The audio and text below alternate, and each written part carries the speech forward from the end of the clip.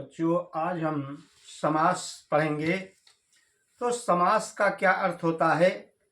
समास का अर्थ है संक्षेप। दो या दो से अधिक पदों को इस प्रकार से मिलाकर एक नए शब्द का निर्माण होता है जिसका आकार कुछ छोटा हो जाता है। कहने का मतलब संक्षिप्तीकरण को हम समास कहते हैं।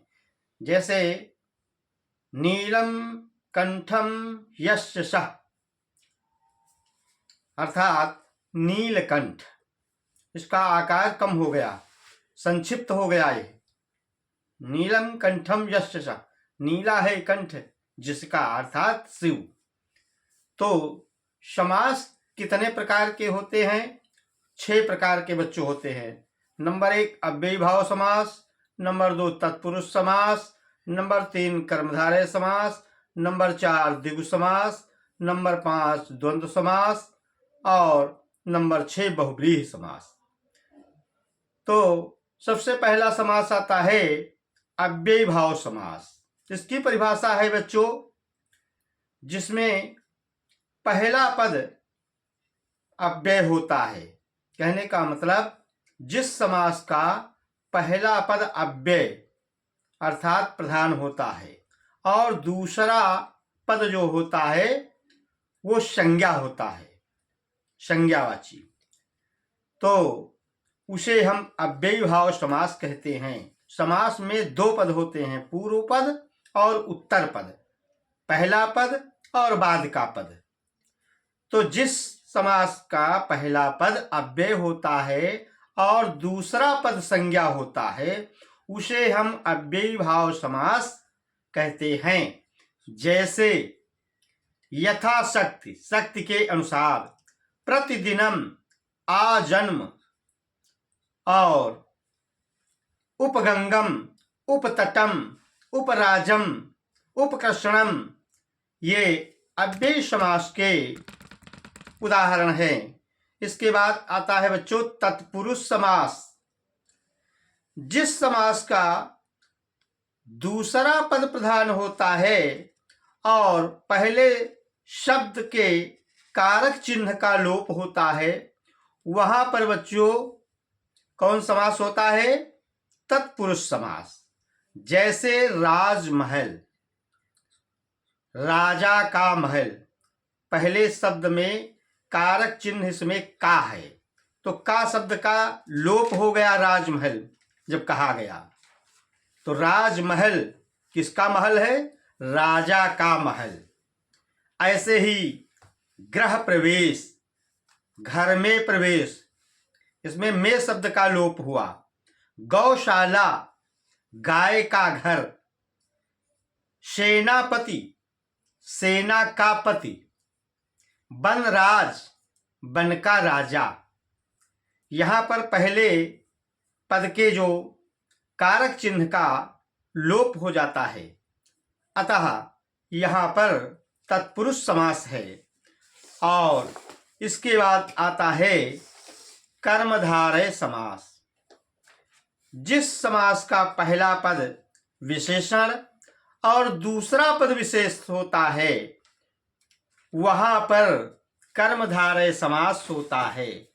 जैसे रक्त कमल, श्वेत कमल, नीलोत्पलम, तो नीलाश्व, तो इसमें जो नीला है या रक्त शब्द है ये विशेषता प्रकट कर रहे हैं, इसलिए यहां पर कर्मधारय समास है। रक्त कमलम, कमल कैसा है?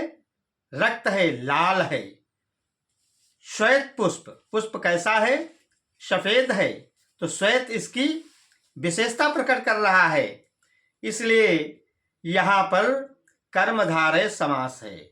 इसके बाद बच्चों आता है द्विगु समास। द्विगु समास में पहला पद जो होता है संख्यावाची या समूहवाची होता है, समूहवाची विशेषण, तो वहां पर द्विगु समास होता है। जैसे त्रिफला, तिराहा, नवरत्न और